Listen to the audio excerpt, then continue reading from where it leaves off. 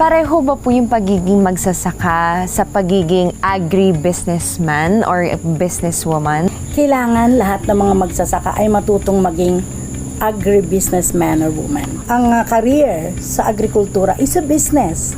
Yun yung nagiging problema natin.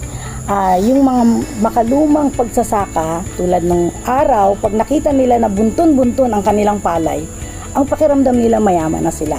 You must know the technical side of production and you must know the business side of it para alam mo kung kumikita ka sa tamang pamaraan, sa tamang teknolohiya. So tama ba po na para maging successful akong magsasaka, kailangan maging agri-negosyante ako? Exactly. Agri-negosyante is the proper term. Kailangan matuto ka, mabuksan ang kamalayan ng kabataan, lalo na ang kabataan, na may pera sa agrikultura. So if we could start educating the young generation,